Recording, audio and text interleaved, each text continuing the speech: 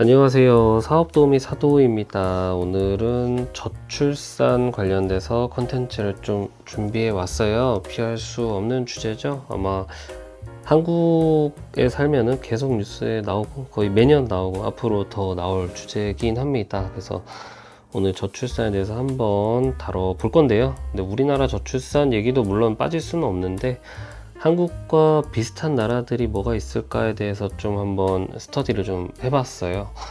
일단 요거부터 볼게요. 요거 우리 굉장히 유명한 짤이죠. 여기 EBS였나? 이 초저출산에 대해서 이제 유럽 이런 데들이 많이 먼저 겪었으니까, 그래서 서양의 이런 교수님, 유명한 교수님인데 이분한테 이렇게 좀 조언을 받으려고 방송국 PD님께서는 그냥 기획을 했었는데, 그래서 인터뷰를 하려고 했는데 이게 유명한 짤이 됐죠. 이제 우리나라가 0.7 막 이렇게 돼 있다 했더니 완전 망했네요 라고 하면서 이제 놀라는 장면인데, 이게 0.8대였나 0.7대였나. 그런데 지금은 더 낮아졌죠. 그래서 JTBC에서 한 번 더 섭외를 했어요.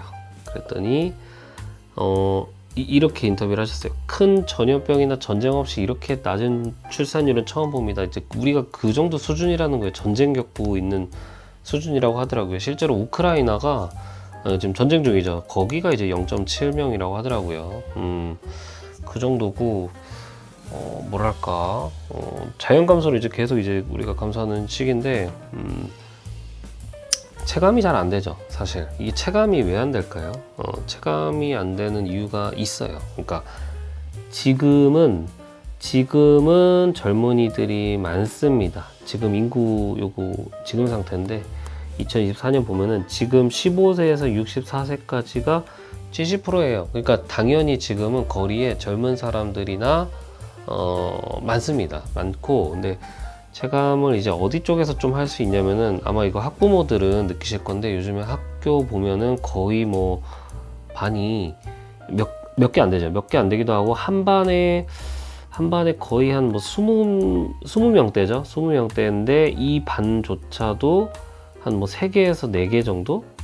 그죠? 옛날에는 뭐 엄청났죠. 뭐 한 반에 뭐 60명, 50명 막 번호가, 그죠? 키로 재가지고 저희보다 더 전세대 때는 오전반, 오후반이 있을 정도였다고 하니까 엄청 많았죠. 근데 지금 이 정도로 쪼그라들었어요. 그러니까 학교부터 지금 어마어마하게 쪼그라들고 있는 상태다라는 거니까. 그러니까 지금 얼마나 이 감소 속도가 빠를지 약간 무섭긴 하죠. 예. 지금 그러니까 여기 있죠. 여기 팍 꺾이는 거예요. 이게 어마어마하다는 겁니다. 이게 어마어마하다는 거예요. 체감이 안 되는 게 당연하고요. 저출산 원인, 이거 말할 필요 있나요? 이거는 제가 지금 이 컨텐츠에서 다룰 수가 없어요. 왜냐하면 너무 많아요. 너무 많아요. 저출산이 사실 이거는 결과값이죠. 예. 결과예요, 결과. 예, 너무 많죠. 너무 많은데 뭐 그래도 조금 공감이 가는 게 서울 집중화. 그거는 좀 공감이 가더라고요. 우리나라는 서울에 너무 많은 사람들이 집중화돼 있고 앞으로도 계속 집중을 하려고 하는, 그게 이제 과도한 경쟁, 부동산가 이런 걸 여러 가지로 해서 그거에 대해서 좀 다루고 있는 게 이제 최부심이라는 부동산 유튜버 분이신데, 그분의 얘기에 저는 좀 공감이 좀 가더라고요. 그래서 너무 많다라는 거에서 못 다룬다라는 겁니다. 그래서 그걸 보다가 보니까 이런 기사들이나 이런 지금 흘러가는 걸 보다 보니까 이 궁금증이 들게 되더라고요. 이거 우리만 났나? 그러니까 전 세계적으로 저출산이긴 해요. 전 세계적으로 뭐 미국도 마찬가지고 유럽은 이미 오래 겪었고 했는데 거기도 계속 골골골 힘들어요. 근데 아니 우리만 낮을까? 라는 겁니다. 그래서 그거에 대해서 좀 봤죠. 그랬더니 역시 우리 동아시아 뜰 때 4마리의 용 이랬는데 역시 혼자 가지 않습니다. 여기 한국 말고도요. 홍콩도 0.77. 요거 근데 2021년도 통계인데 0.77이고요. 대만 같은 경우에도 0.87이고요. 싱가포르 0.97이고요. 일본 같은 경우에 1.26입니다. 이제 중앙일보에서 이렇게 한번 조사를 이렇게 한 건데, 우리가 그렇게 근처에 있고 노령하다, 노인나라다 하는 일본조차도 여러분 놀랍게도 1대가 넘습니다. 그러니까 우리가 이제 얼마나 낮은지 좀 체감이 되시긴 하나요? 그리고 약간 위안도 서나요? 이렇게 그러니까 이 국가들에 대해서 한번 얘네는 어떤 어떤 이제 저출산 정책을 펼쳤나 한번 살짝 살펴봤어요. 일본 1.26명이라고 하고요. 일본 이렇게 막 이제 잘 사는데 이렇게 어떤 정책을 폈을까요? 했더니 물론 여기 정책 다 있는 게 다 제가 조사한 건 아닙니다만 그냥 좀 눈에 띄는 정책들만 가져왔어요. 자녀 3명 이상이면요 2025년부터 대학 등록금을 면제해 준다고 합니다. 일단은 3명이라고 했는데 저는 요것도 약간 좀 오만한 것 같아. 이거는 지금 거의 지금 한 모르겠습니다. 한 명에서 2명? 뭐 거의 무슨 3명까지 바래. 지금 있는 것도 어디 있는데 있는 것도 감사할지. 지금 요거 출산율 요 정도면 제가 보기에 2명까지 해도 요거 지원해줘도 나쁘지 않는데 굉장히 얘네도 지금 현재 3명으로 걸어놨고요. 저소득 부양수당 해가지고 첫째한테는 40만원, 둘째한테는 9에서 10만원 준다고 해요. 근데 조건이 있습니다. 저소득이라는 거. 이제 요거를 이제 더 넓히겠다 뭐 이러면서 이제 나오지만 얘네도 하여튼 이렇게 조건이 걸려 있어요. 저소득 수준이 아니고 그냥 애가 있으면 지원을 해줘야 되지 않나. 그러니까 일본은 보면은 아직도 여유가 있어요. 그리고 뭐 근무 환경 개선, 회사 보육 시설 등등 뭐 이런 것도 이제 법제화를 시켜놨습니다. 뭐 야근 수당도 막 규제하고 이런 걸 했어요. 그래서 근데 일본이 좀 그래도 독특한 게 이런 출산 장려에 대해서 기업들이 좀 동참을 했다라는 게 참 눈에 띄더라고요. 그래서 이제 유명한 캐논 뭐 이런 데 삿포로 이렇게 랭카버 이렇게 하는데 얘네도 뭐 조기 퇴근 제도도 시행하고 육아 휴직이라든지 이런 것도 막 시행을 했다고 해요. 근데 이런 것들이 꽤 효과를 거뒀다고 합니다. 그래서 일본의 이제 부동산 안 볼 수가 없죠. 저는 이제 이런 거 궁금하던데 부동산 값이 어느 정도 됐을까 했는데 얘네 보면은 부동산이 급등했다고 그래요. 급등 60% 급등했다고 하는데 근데 얘네는 원래 원체 이제 장기 저성장이었으니까. 근데 여기 이제 도쿄 메트로폴리탄 지역의 신축 아파트가 한 8억 정도로 지금 나와 있더라고요. 근데 요거는 제가 잘은 모르겠어요. 제가 어디서 딴 데서 봤을 때는 도쿄에 조금 약간 중심지 쪽이 뭐 평균이 한 15억 됐다라고는 알고 있는데 모르겠습니다. 이게 이제 일본의 도쿄라는 데가 굉장히 커요. 그리고 그 도쿄 주변에 있는 지역까지 합치면 어마어마하게 큰데 지역적으로는 어마어마하게 큰데 이게 8억이 맞는지 모르겠지만 저는 이걸로 알고 있는데 어찌됐건 집값이 상승했다라는 거고 얘네는 워낙 저성장이었기 때문에 대출이 또 잘 나오는 특징이 좀 있긴 합니다. 그리고 얘네는 이제 주거에 대한 개념이 일본 좀 아마 여행 가시면 알겠는데 여기는 그 단독주택의 문화가 있어요. 그러니까 우리는 아파트 문화잖아요. 근데 얘네는 이제 주택 문화라 가지고 오히려 이제 집을 사면은 이제 하향한다. 집값이 떨어진다라는 개념이 기본적으로 좀 탑재가 돼 있고 거기다 부동산 버블도 한번 맞았기 때문에 그 트라우마 때문에 좀 이런 개념이 있어서 오히려 집을 좀 안 살려는 그런 좀 분위기였는데 요즘에 하여튼 엔저를 하도 풀어가지고 이렇게 올랐다고 하더라고요. 네, 싱가포르 살펴볼게요. 자, 싱가포르 0.97명이다. 근데 싱가포르는 독특한 게 뭐다? 얘네는 도시 국가죠. 예, 요거 좀 고려하셔야 돼요. 도시 국가이고요. 도시 국가이고 전체 국토의 한 70% 이상은 그 이제 국가에서 이제 부동산을 소유해서 통제할 수 있는 그런 시스템입니다. 그 여기는 보면은 이제 셋째까지 8주 동안 유급휴가 나오고요. 베이비 보너스라고 애기 낳으면 이제 300만원씩 주고요. 외국인 가사 인력을 수입한다라고 이게 좀 물건에 쓰는 말이지만 어쨌든 수입한다라는 거고 공공주택을 또 좀 제공을 한다라는 것들이 있어요. 이게 근데 다 보면은 어때요? 여러분 다 친숙하죠? 아까부터 일본도 그렇고 다들 엄청나게 그 우리랑 굉장히 친숙한 제도를 시행하고 있습니다. 싱가포르 집값이 아시아에서 가장 비싸다고 하더라고요. 23년도 기사인데 여기 보면은 싱가포르 22년도 개인주택의 중앙값 이게 평균값이라니까 요거 평균값이 15억이라니까 아마 뭐 비싼 거는 뭐 말도 못할 건가 봐요. 근데 어찌됐건 평값이 15억이다 라는 거고 제가 아까 말씀드렸죠. 거기 얘네는 이제 70% 이상이 이제 정부에서 그 갖고 있는 부동산에다가 아파트를 보유하는 시기이기 때문에 제가 어디 딴 데에 또 기사를 찾아보니까 한 4, 5억 정도로 집을 구할 수는 있다고 해요. 근데 이제 그와 동시에 불만이 또 많대요. 불만이 또 많대요. 그래가지고 요거 사람이 참 비싼 것 같아요. 이제 개인주택, 민영 집을 자기도 갖고 싶대요. 이게 아무래도 훨씬 퀄리티가 좋대요. 그래서 갖고 싶은데 이제 정부에서 이렇게 하고 있고 이게 좀 불만이 많다. 뭐 이런 상태라고는 합니다. 대만 볼게. 대만. 이게 대만이 참 우리나라랑 가장 닮은 나라가 어디냐 할 때 대만을 꼽아요. 대만을. 일단은 섬나라잖아요. 섬나라인데 우리나라 어때요? 남한이? 예, 섬나라죠. 섬나라. 우리 외국 갈 때 인천공항이나 김포공항 타고 나가잖아요. 그러니까 섬나라고 또 그 얘네가 TSMC가 있죠. 우리는 이제 삼성이 있죠. 예, 이런 게 있고 얘네도 이제 타이페이로 굉장히 집중을 하고 우리는 서울로 집중을 하는데 우리나라가 더 셀 겁니다. 아마도. 그래서 얘네도 우리나라랑 좀 비슷한 분위기라고는 하는데 얘네도 0.8명이라고 합니다. 여기는 근데 보조금이 매달 55만 원씩 준다고 하는데 모르겠어요. 평생 주는 건가? 아무튼 55만 원씩 주는 게 있어요. 액수는 좀 작긴 하죠. 근데 저기 그 소득 그 GDP는 다 국가마다 달라가지고 그건 좀 고려는 해야 돼요. 그리고 대리출산을 장려하는 거. 대리출산?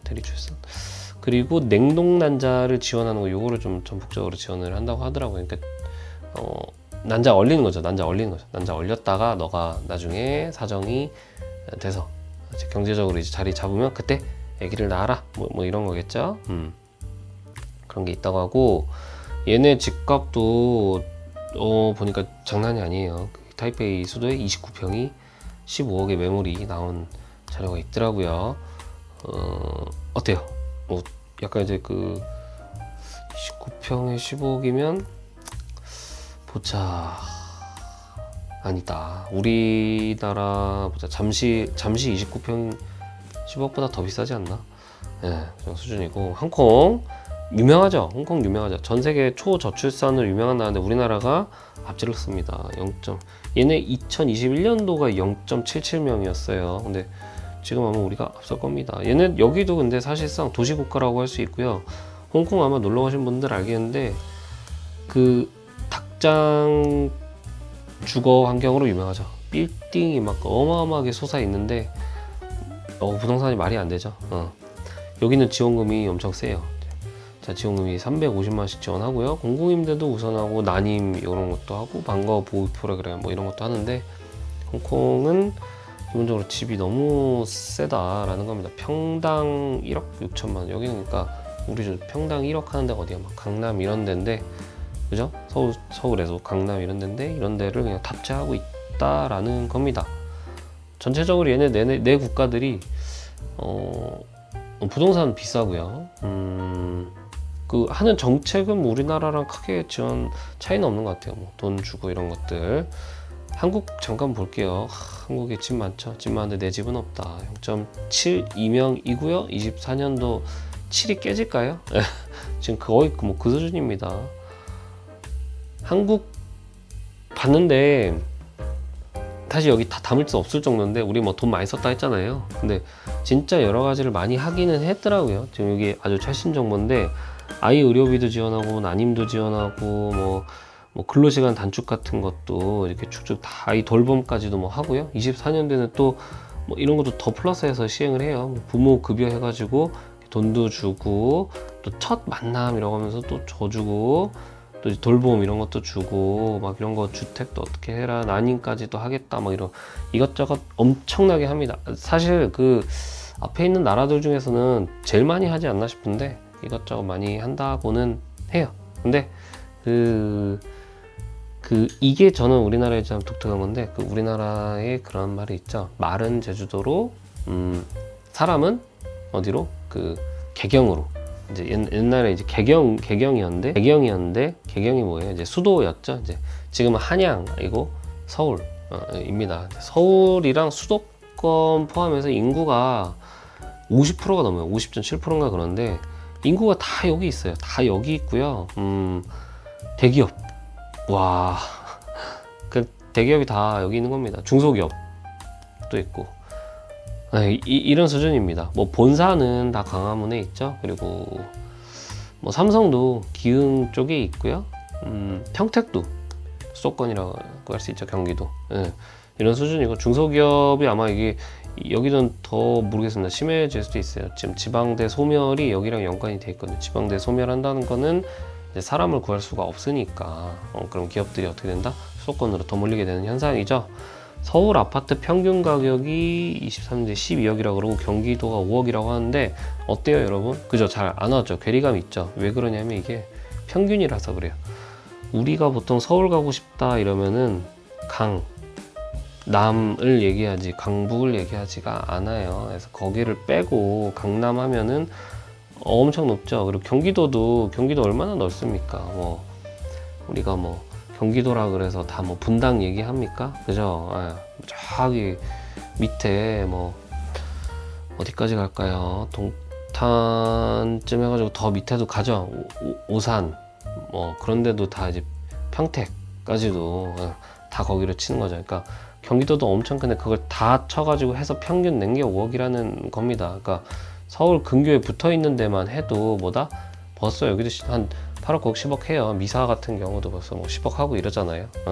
거의 그런 수준이니까 어마어마하죠. 여러분 PIR이라는 게 뭔지 아십니까? PIR 그러니까 소득 대비 집값이라는 건데 이게 무슨 말이냐면은 그 소득을 한 푼도 쓰지 않고 다 모았을 때 집을 얼마 만에 살 수 있는가라는 지표인데, 그러니까 예를 들면 내가 연봉이 5천이다 라고 했을 때 근데 집이 10억이다 라고 하면은 얼마나 걸리는 거예요? 그러니까 다 안 쓰고 정말 한 푼도 안 쓰고 그러면 20년 걸리겠네 라는 겁니다. 그러면 20 이렇게 하는 거예요. 그러니까 일본 같은 경우 보면은 10.3 이렇게 나오는 거고요. 싱가포르 같은 경우엔 15.5 이렇게 나오는 거고요. 대만이 20.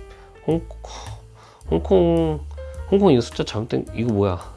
이거 가능합니까 이거? 그러니까 한 푼도 안 써서 이렇게 모아야 된다는데 이거 이건 집 못 사죠. 그렇죠, 못 사죠. 자, 근데 한국 어때요? 한국도 굉장합니다. 26년을 모아야 돼요. 26년을 안 쓰고 모아야 돼요. 그러니까 모을 수가 없죠. 그냥 모을 수가 없죠. 근데 우리가 월급만 가지고 집을 사진 않아요. 그죠? 현실적으로. 근데 이제 자산소득으로 굴리고 재테크를 하고 막 이렇게 하는데, 야, 그래도 이 숫자면 여러분 거의 역전 같은, 코인 같은 정말 역전이 필요하거나, 아니면 뭐다? 부모님 찬스.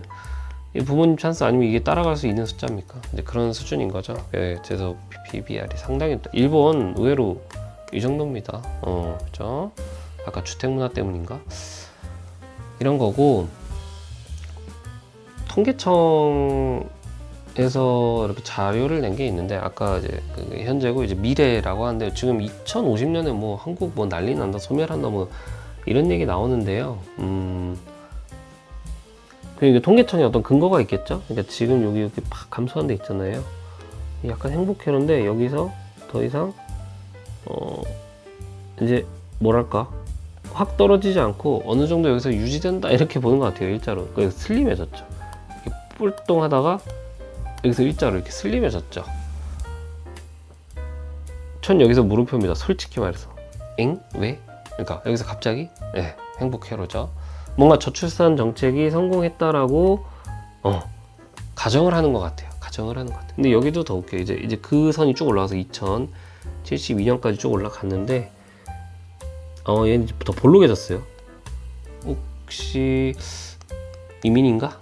이 생각 해봅니다. 볼록해졌고 여기도 또 일자로 슬림해져요. 더 줄었는데 슬림해지긴 합니다.